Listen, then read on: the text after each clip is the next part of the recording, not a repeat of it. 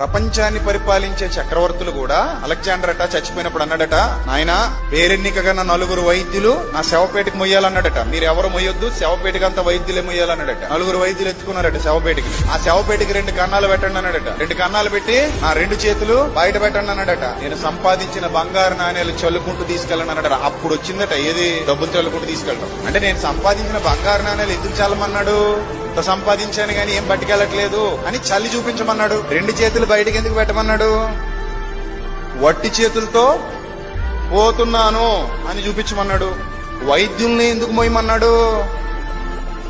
వైద్యుల్ని నమ్మినా ప్రాణం నిలబెట్టే శక్తి వైద్యులకి లేదు అని చెప్పకనే చెప్పి ప్రపంచాన్ని జయించాను, ఏమీ లేనివాడిగా వెళ్లిపోతున్నాను అని ప్రపంచానికి ఒక పాఠాన్ని నేర్పించాడు ది గ్రేట్ అలెగ్జాండర్.